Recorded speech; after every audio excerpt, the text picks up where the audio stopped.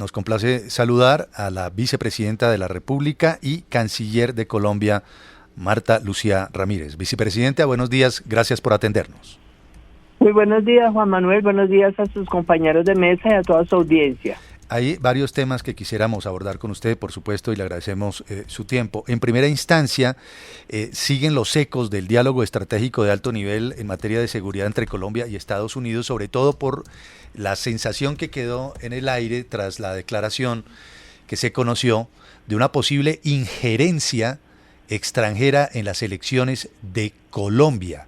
¿De qué tamaño es esa preocupación, doctora Marta Lucía Ramírez? A ver, Juan Manuel, en primer lugar, el propósito del diálogo no era exclusivamente hablar sobre los riesgos que hay en esa materia, es en general hablar realmente sobre la fortaleza de esta relación de cooperación entre Colombia y Estados Unidos, el apoyo que hemos recibido muy efectivo de Estados Unidos en enfrentar distintas amenazas. En primer lugar, la amenaza de una guerrilla terrorista que durante tantas décadas le ha hecho daño a Colombia. En segundo lugar, la amenaza del narcotráfico, que está obviamente vinculado con esa guerrilla terrorista y que ha alimentado esos grupos y todos los GAOs y los residuales y las disidencias y las marquetalias y todo esto, pero también obviamente otro tipo de amenazas, como por ejemplo todo el uso de la tecnología para las fake news y generar malestar en la población, generar odio, generar rabia, porque sabemos que en este momento hay gente que hace sus campañas es a partir de generar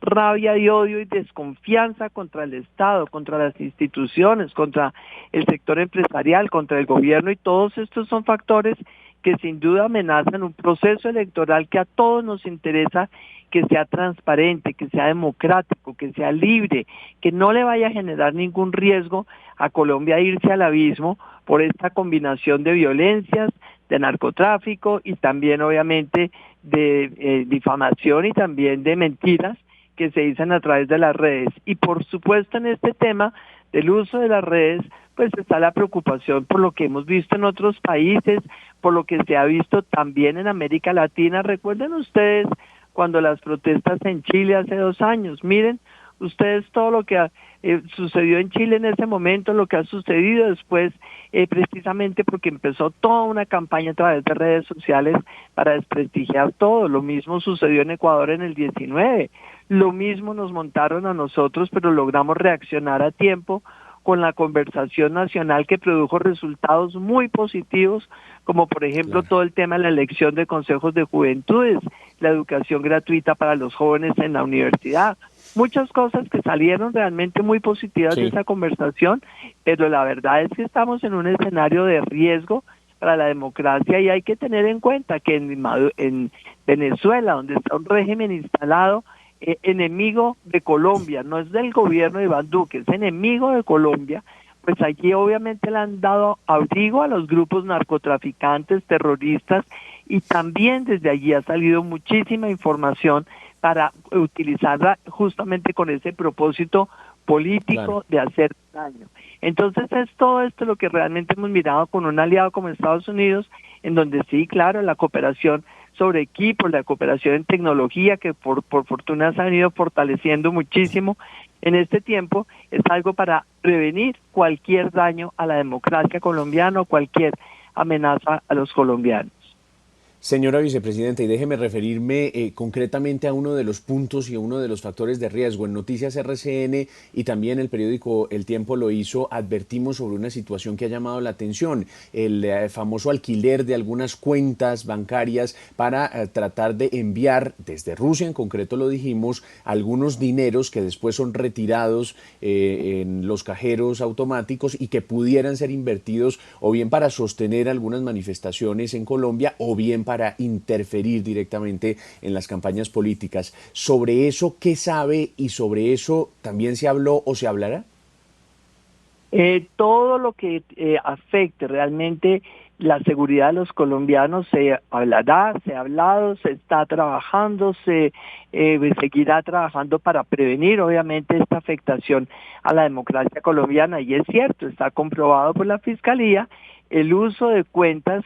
Ese es el famoso pitufeo que han hecho también con la plata del narcotráfico para lavar dineros, y con esa división a través de muchas cuentas pequeñas, entonces distraen la acción de las autoridades, pero por fortuna hoy realmente hay ya muchísima experiencia del Estado en todo eso, el comportamiento de esas platas, pero lo vimos nosotros realmente con todas las informaciones que han salido de la Fiscalía, como a la primera línea, con toda esa destrucción que generaron en Cali, con todo lo que han hecho acá en el Portal de las Américas, pues también la han financiado, y la han financiado con el propósito de dañar a este país, de amedrentar a la población, de arrinconarlos, de hacer perder los activos, los esfuerzos de la gente y de las familias de Colombia trabajando por muchos años para tener una pequeña peluquería, un local, un negocio. Todo esto ha sido financiado, eso no fue espontáneo.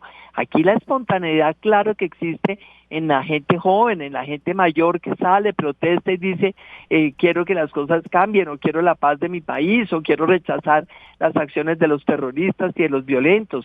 Esas son manifestaciones voluntarias y espontáneas, pero esas manifestaciones violentas, ese vandalismo, eso ha sido financiado, y eso tiene un propósito que es destruir y es afectar la seguridad de Colombia, la seguridad de esta democracia, y en todo eso estamos trabajando en este diálogo político basado también obviamente en los temas de seguridad y defensa para proteger mejor nuestra infraestructura, la infraestructura de telecomunicaciones, la infraestructura de energía, la infraestructura de los acueductos. Es que cuando la gente quiere destruir un sistema, ellos no se paran en nada, no tienen consideración ni respeto por nada, y hay que proteger todo eso.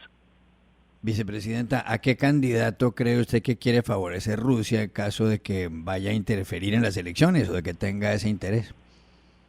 A ver, pero yo quisiera hacer claridad. Yo no estoy haciendo toda esta explicación diciendo que Rusia el que está haciendo, el que se convierte en esta amenaza. Nosotros hemos tenido una conversación muy franca con el embajador ruso para decirle, nos preocupa tanto armamento venezolano que viene de Rusia.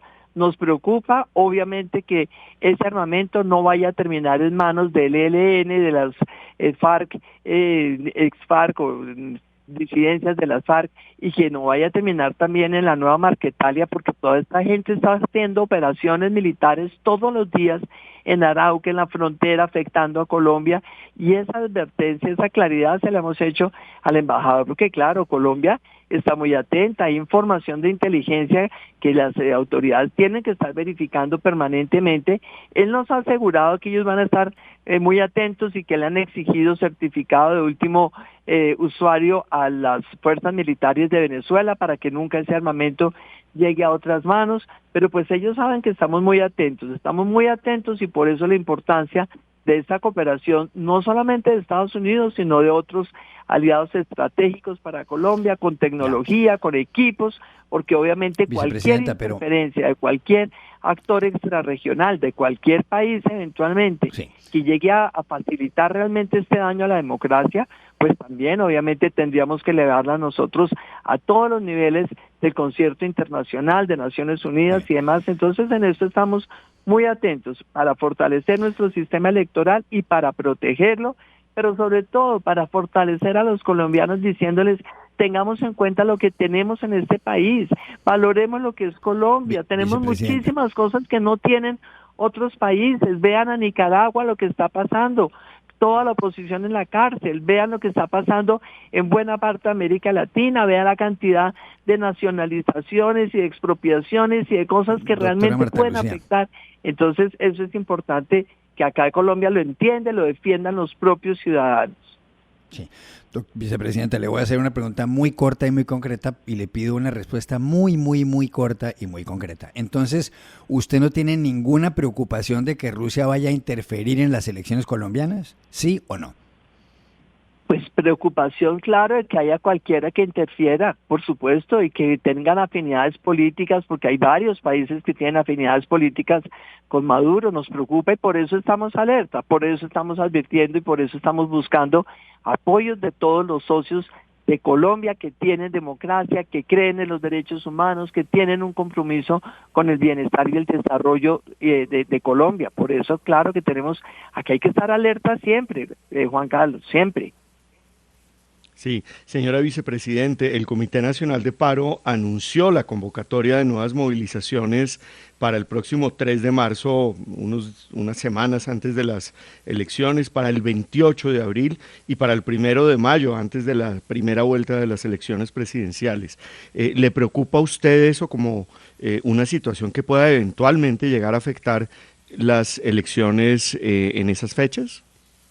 Mire, me preocupa terriblemente, lo digo con toda la franqueza, la manipulación a los colombianos. Me parece que es totalmente inaudito que un país que está haciendo este esfuerzo sobrehumano por salir adelante, por recuperar empleos, con tanta desconsideración, con tanta desfachatez, realmente estén manipulando a los colombianos. Es terrible la inflación en el mundo entero. En Estados Unidos está totalmente desbordada y es la economía más rica y es la que más produce, y sin embargo, pues obviamente todo el mundo está sufriendo el efecto de todo lo que se dañaron las cadenas de abastecimientos, dejaron de llegar materias primas de otros países, se ha afectado la producción, pero la manera también de afectar la producción es impidiendo que los trabajadores vayan a trabajar, que la gente siga trabajando normalmente y cumpliendo realmente con el deber todos de recuperar esta economía. Y me parece inaudito que digan estos señores que es que el gobierno no ha hecho nada por controlar la inflación. Claro que sí, el ministro de Hacienda ha trabajado una cantidad de sectores en donde realmente se quiso evitar precisamente que ese aumento tan alto del salario mínimo fuera a generar un aumento en los precios que llevara a una inflación desbordada. Entonces todo lo que tiene que ver, por ejemplo, con sanciones que pone el gobierno, las sanciones también, las tarifas máximas en los centros de conciliación en las notarías, todo lo que tiene que ver con los honorarios en los tribunales de arbitramiento, los gastos de los tribunales de arbitramiento, todos los cobros por distinto tipo de autorizaciones o elevadas a escritura pública determinadas o protocolizar determinadas decisiones que se toman, todo eso se controlaron esos precios, los recaudos, las coberturas en los seguros de vida, las cuotas moderadoras y los copagos. En todos esos precios se ha intervenido justamente para evitar que haya este desbordamiento de la inflación. Pero hay precios que no puede controlar el Estado, los que dependen del Estado y del gobierno se han controlado. Los que no dependen del Estado, pues es difícil, porque no podemos entrar en una economía totalmente controlada los precios, porque eso también se convierte en un factor que dispara la inflación, porque cuando usted controla, la gente dice, no, entonces no hago más, no produzco más porque no es rentable, porque al final del día muchos productores también están afectados por ese aumento del precio de las materias primas que vienen del exterior. Por eso yo, que he defendido mi vida entera hacer política industrial en Colombia, sé que en este momento tenemos que seguir apoyando al sector industrial, al sector agrícola, para que haya más oferta de productos y de alimentos, y de esa manera podamos entonces evitar que siga desbordada la inflación. Pero yo creo que aquí lo que tenemos es que apostarle entre todos a ver cómo salvamos a Colombia trabajando, produciendo. Entre más oferta y más productos haya, menos aumentan los precios. Entre más se normalice la economía, menos aumentan los precios. Pero llamar a un paro, llamar a movilizaciones en este momento, obstaculizarle la vida a la gente, impedir que los trabajadores vayan a cumplir con su oficio y su deber, eso es de verdad muy mezquino y de verdad muy dañino para un país que necesita exactamente lo contrario, salir adelante y tener líderes en los sindicatos, en la política, que pongan una luz positiva a este país, una luz de concordia, de trabajo, y no esta luz permanente de odio y de discordia y de rabia. Dos preguntas finales para la vicepresidenta Marta Lucía Ramírez. Una de ellas, señora vicepresidenta, tiene que ver con unas declaraciones que acabamos de transmitir aquí en RCN Radio desde París. El presidente Iván Duque se acaba de pronunciar sobre el caso de Aída Merlano y dice que es un deber que Aída Merlano esté en Colombia, que no puede ser un chantaje ni una negociación, tiene que ser devuelta para que esté a disposición de las autoridades colombianas, porque así lo ha solicitado la Corte Suprema y la Fiscalía. Pero dice, nosotros no nos vamos a someter a ningún chantaje por parte del régimen de Venezuela. Nos preguntábamos aquí cómo hacer para tramitar la solicitud de extradición de Aída Merlano si no hay en este momento canales diplomáticos para ese proceso. ¿Desde la Cancillería colombiana se va a elevar esa solicitud o cómo se va a proceder en consecuencia? Pues realmente no hemos recibido en la Cancillería esa solicitud de la Corte, de los tribunales, de la justicia, y pues en el momento en que se reciba, bueno, habrá que proceder y por supuesto, pues en este momento no tenemos una relación diplomática porque ustedes saben muy bien, quien rompió la relación diplomática fue Maduro, quien expulsó a todos los diplomáticos de Colombia fue Maduro, no fue Colombia. Entonces, pues sí hay que ver realmente en el momento en que se reciba esa solicitud, utilizar todos los canales que sea posible para que esa persona y todos los que tengan cuentas pendientes con la justicia realmente respondan ante la justicia en Colombia. Pero en cuanto a esa señora, es absurdo que ella entonces ahora venga a delatar quiénes o estaban con ella o lo que sea, porque no lo hizo también en Colombia, porque no se abstuvo, además de participar en los carruseles y compras de votos, que es lo que tanto daño le ha hecho a esta democracia. Es que es una infamia cualquier político y cualquier congresista que compren votos, porque todo eso no hace más que dañar la calidad de la democracia y eso es lo que ha afectado tantísimo y esa es la puerta de entrada a toda la corrupción que ha habido en nuestro país. Entonces, la verdad es que yo sí digo todo lo que tenga para decir, si es verdad, si está probado, que lo diga, porque sí creo que la justicia tiene que actuar frente a cualquiera que haya comprado un voto en este país. Pero también sería bueno que lo hubiera hecho oportunamente y no que lo hagan parada por Maduro a estas alturas de la vida, cuando es tan poco creíble lo que venga de allá. Bueno, dice que no se ha recibido solicitud por parte de la Corte Suprema para la extradición de Aida Merlano, la vicepresidenta Marta Lucía Ramírez. Última pregunta. No en la Cancillería, yo les digo, no en la Cancillería, no tengo certeza que se ha recibido en alguna parte, tengo que averiguar ahora, pero hasta anoche no en la Cancillería, no se ha recibido. No en la Cancillería, es la precisión que hace la vicepresidenta Marta Lucía Ramírez. Última pregunta que tiene que ver con un tema que le interesa a la gente, Kelly. Sí, canciller, es que desde finales del año pasado se han presentado como quejas por la emisión de pasaportes y también las renovaciones. En Santander, de hecho, un diputado mostró cómo cobraban por las citas. ¿Cómo va ese proceso de citas para los pasaportes, canciller? Porque hemos recibido muchas quejas, sobre todo de que las citas no se pueden sacar.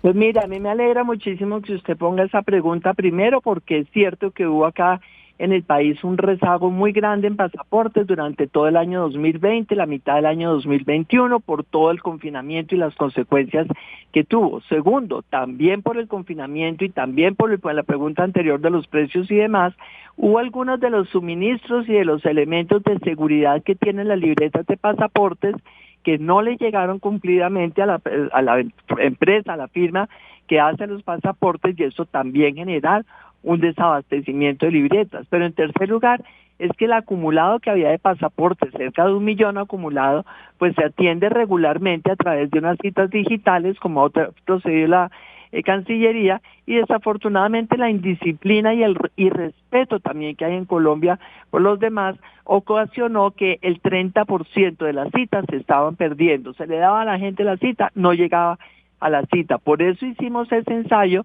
de tener una de las oficinas para que la gente pudiera llegar cuando tenía urgencia el pasaporte, porque tenía un viaje inminente, para poder entonces de esa manera atender, por un lado digitalmente, por otro lado presencialmente. Y vino el caos porque entonces un montón de gente que tampoco tenía el afán llegaron a congestionar y claro, a pagar tramitadores y claro, a pagar gente. Nadie tiene por qué pagar a ningún tercero para sacar su pasaporte, porque la Cancillería por eso cobra lo que es simplemente el derecho, pero no tienen por qué utilizar esos intermediarios. Vino ese caos, nos tocó quitar esa oficina, ese sistema ya presencial, volver a nuestras citas digitales, y eso se ha normalizado. No está 100% normal. ¿Por qué? Pues porque seguimos con un rezago, porque usted no corrige esa carencia de libretas y esa incapacidad, obviamente, de atender 1 millón de pasaportes atrasados, no lo corrige en un mes ni en 2 meses. Hoy estamos nosotros bastante adelantados, yo creo que vamos a estar 100% otra vez al día en el mes de marzo. Eso es lo que nos han dicho los proveedores de las libretas de los pasaportes. Sí. Pero lo que depende de la Cancillería, las citas de la Cancillería, las atenciones en la Cancillería se hacen cumplidamente. Ahora, también es cierto que la Cancillería en las gobernaciones, a través de los gobernadores, expide pasaportes, y allí hemos hecho todo lo posible por darles el apoyo para evitar que ellos tengan congestiones, pero el proceso de expedición pasaporte se ha normalizado.